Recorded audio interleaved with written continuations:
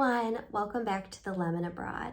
Today I wanted to talk to you about some things that you're going to need to know when you start planning your trip abroad, especially if this is the first time you are traveling internationally or if you're traveling somewhere new. These are just a few things to be aware of that you might not expect ahead of time. Now, I actually wrote a blog post about this a few years ago, and I'm going to put the link for that in the description box down below. But I wanted to collect all of this information here as well and to maybe elaborate on some things and explain some things, because these are things that may take some time to prepare for. So once you know that you are planning a trip abroad, it's best to look into these things as soon as possible just to get them taken care of and out of the way, so that way you can get onto the more fun parts of planning your trip and what you want to see and do while you're traveling. So the first thing that you're going to want to start gathering is your documents. In most situations, when you are traveling abroad, you are going to need to have a passport. So you will either need to make an appointment for your first passport, or if you already have one, go take a look at it and see how much longer it is valid for. Of course, every country is different, but it's a common practice that many countries say they will not let you enter the country if, for example, you have less than 6 months validity on your passport. So if your passport is coming to expire, it could be a good idea to just go get it renewed. It's also really important that you start preparing for this right away, because in some countries, it may only take a few days to get a new passport, but in other countries, it could take weeks or it could take months to renew your passport or to apply for a passport for the first time. So if you're even thinking about planning a trip internationally in the upcoming period, it would be a good idea to start looking into the process of applying for a passport. Another thing that is really important to look into is whether or not you will need a visa to visit a foreign country. Sometimes you will not need a visa. Other times you will need to apply for one at the local consulate. And other times you could get, for example, an e-visa that you would apply for online, or it might be an option to have a visa on arrival that you would pay for at the airport once you land. It's important to know this information ahead of time, because it is not uncommon that you would need a visa to go to a country. It all depends on what your passport is, what your home country is, and the country that you are traveling to. Your visa could specify, for example, how long you're able to spend in that country or what areas you're allowed to go to as a tourist. It's also important to know how you can go about obtaining the visa. For example, if it's a visa on arrival that you purchase at the airport, which currencies do they accept for that purchase? It's best to just have all of this information ahead of time so that you can avoid any stress later on. So the best way to find information would be to go to the Foreign Affairs website of your own countries. And they should have information about traveling abroad and then a list of all the countries around the world. When you choose the country where you're going to, you'll be able to find information about the entry requirements of that country, the permitted length of stay, if you need a visa, things like that.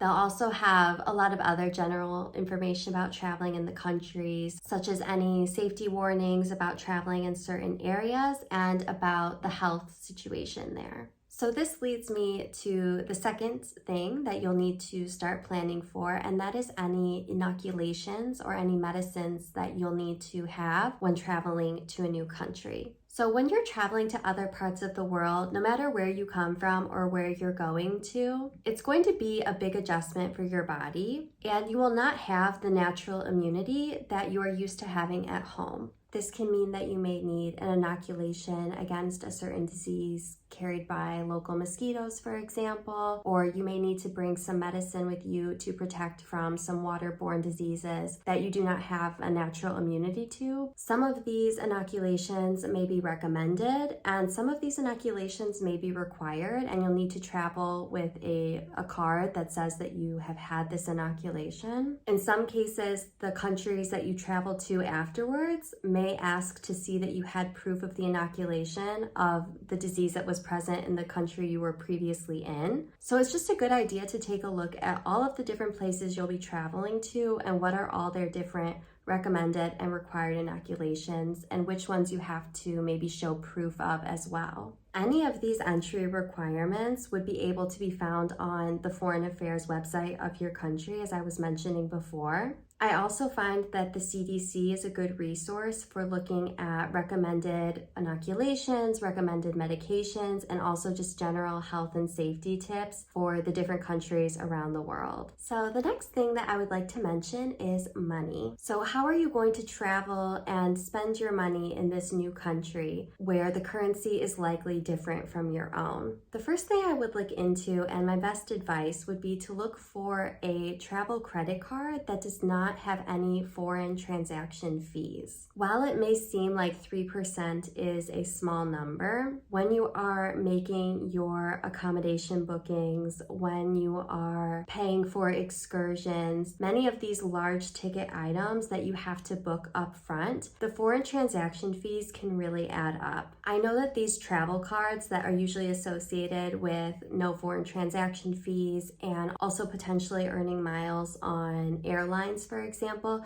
are more common in the US, but try and shop around and see where you can get the best deal to have the lowest, or better yet, zero foreign transaction fees, and see if you can get any rewards such as airline miles as well. You're also going to want to check with your bank or credit card company and see if you need to notify them about international travel. Of course, the last thing you want is for your card to be blocked when you are traveling and you do not have access to your money. So generally, banks and credit card companies like to have you notify them so that way they know that your card will be used in another country and they won't freeze it and you will not have any of those types of problems. When it comes to using cash, I've found in my experience that the best way to go about this is to take cash out at a local ATM. Of course, your bank may have a transaction fee as well as a daily withdrawal limit, so you should check with them ahead of time about that.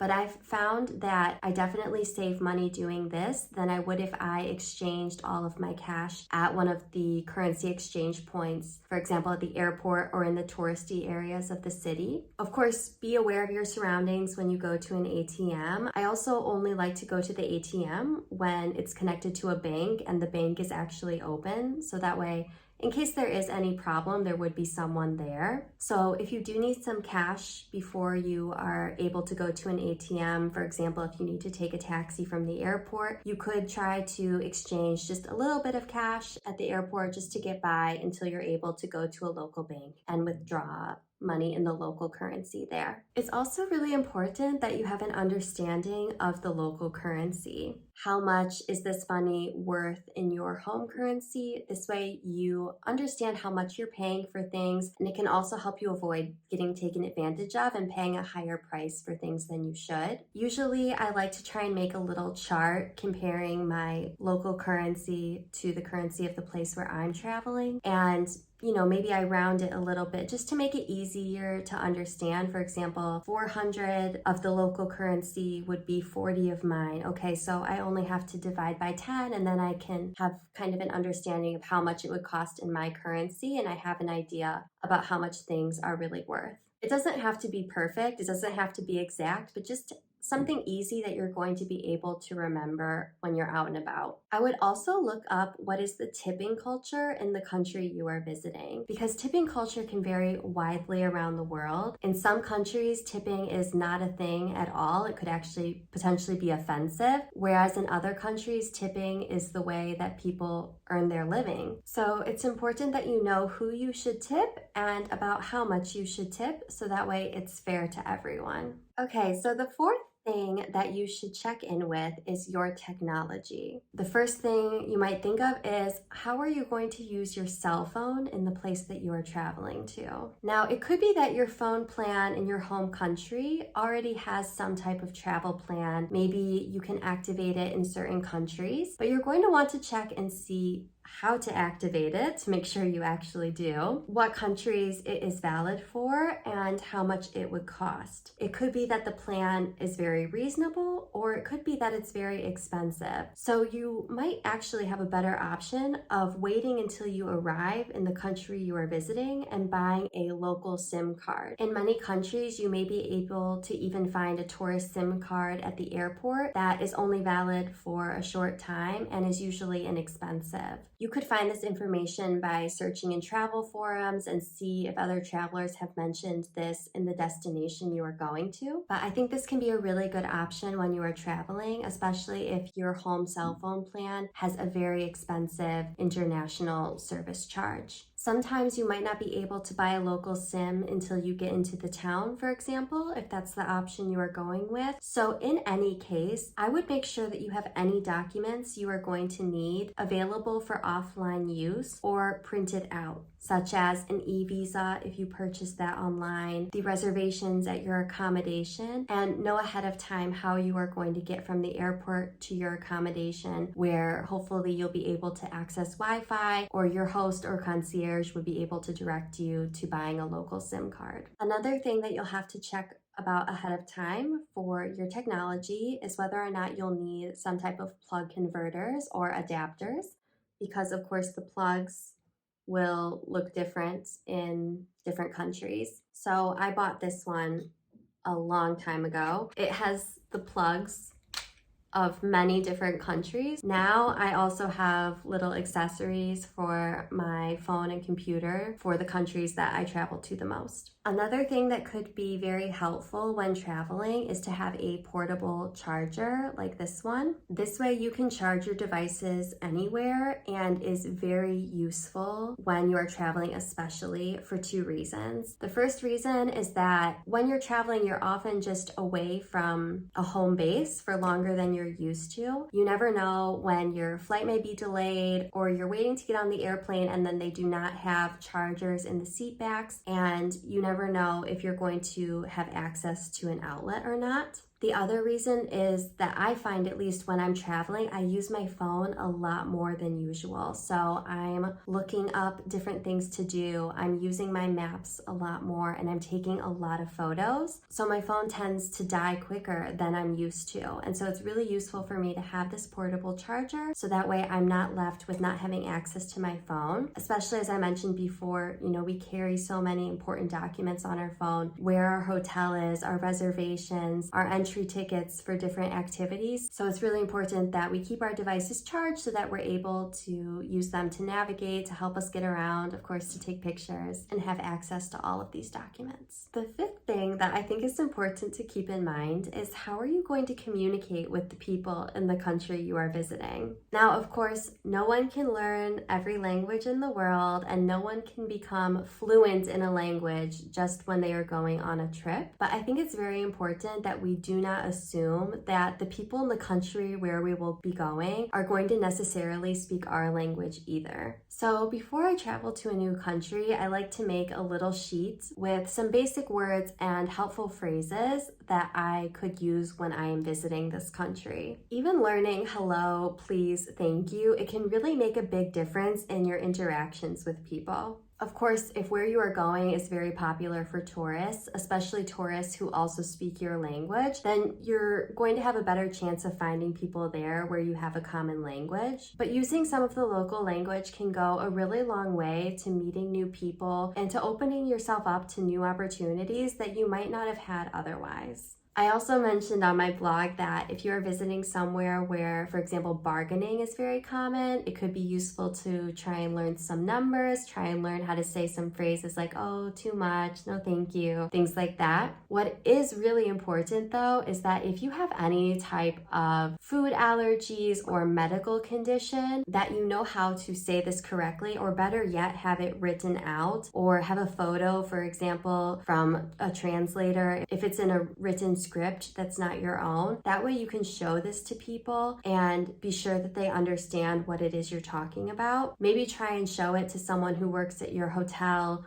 for example, just to make sure it's written correctly. Just make sure you have this with you so that you can show it in any situation where it might apply. The next thing to be familiar with is the transportation situation in your destination country. So if you are going to be taking public transportation, for example, look at the maps carefully, plan your route. Have it written down which stop you are trying to go to. This is especially important to know, as I mentioned before, when you are arriving in a new country or a new city. You will already want to know how you are going to get from the airport to your accommodation. Once you get to your accommodation, you'll be able to settle in and get your bearings, hopefully talk to someone, maybe your host or the concierge at a hotel, and they'll be able to give you advice from there on out. But when you're first arriving in a country, you have to be prepared for yourself. And the last place you want to be confused about how to go somewhere is an airport. It can be very hectic. You might be exhausted from traveling. You might be overwhelmed because you're arriving in this new place. People are speaking a different language and you don't know where you are yet. You can either map out, this is how I'm going to get there on public transportation. Or you can put money aside that you're going to use to take a taxi. Or you could even contact your host or hotel and look into booking a private transfer. That way someone is there waiting for you and you know that you'll arrive at your accommodation. The next tip that I want to give is to pack light.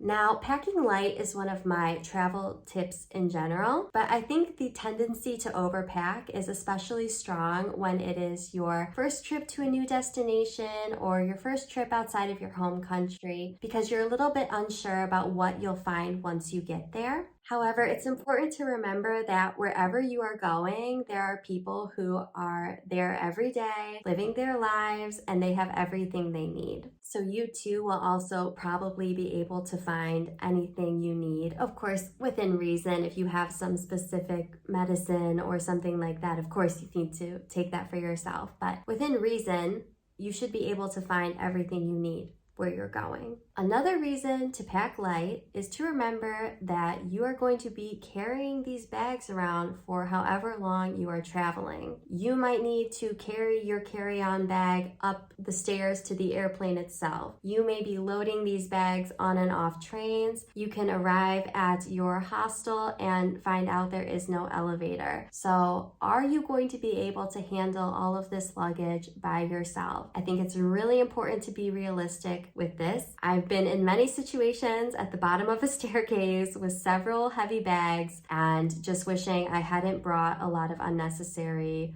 things, usually clothes. It is usually not worth it to overpack. You do not need as much as you think you do. I also have a general packing guide on my website, which I'll put the link in the description box as well. Okay, so for the next tip, I want to talk about planning. Now we're actually getting into the fun part of preparing for your trip. Once you know where you are going, if you are only going to have a few days in a certain city, for example, start looking at the things that are going to be your must-see, your must-do activities. You need to check this out ahead of time to just be prepared, because it could be that some things are only open on certain days, so you're going to need to make accommodations to try and see everything that you want to see. It could also be, and I've seen this happen in many cities, especially where there are a lot of tourists during a certain season, that certain museums or certain activities will open up their admission for pre-booking or for timed entrances, and they could offer these very far in advance because they'll sell out. So start looking into this, because the last thing you want to do on vacation is be waiting in line. And secondly, if this is something that you had to book ahead of time and you're going during the really high tourist season that you might not be able to have admission to. So start looking at these must-see items, see if any of them require advanced sales, see if it's possible to buy your ticket ahead of time. That way you can avoid any stress or disappointment later on.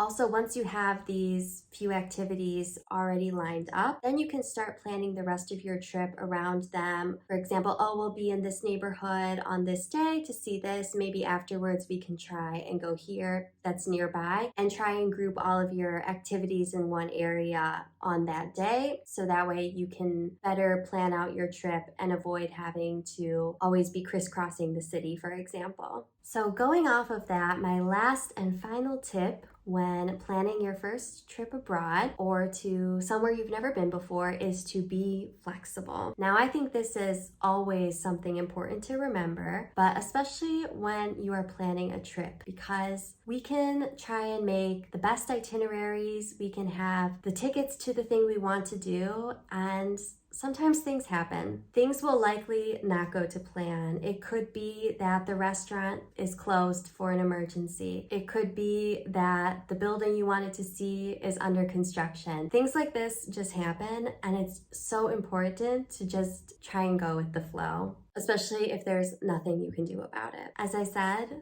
things will likely not go to plan, but I don't think this has to mean in the worst way, because while you may not have crossed everything off the list that you wanted to see, you most likely are going to be able to see so many other things that you didn't even know about before, that you couldn't have even expected. I would try and keep an open mind. I mean, that's why you're traveling in the first place, right? To experience something new. Being prepared and doing your research ahead of time will definitely make things go smoother. You'll definitely avoid some headaches and some stress. But keeping an open mind and being open to new experiences will hopefully give you a better insight into the place you are visiting. And I definitely think that being flexible and having a go with the flow mentality will help you to have a more enjoyable experience overall. All right, so those are all my tips for when you're starting to plan your first trip abroad or your first trip to somewhere new. I hope that you enjoyed this video, and thank you as always so much for watching. Ciao!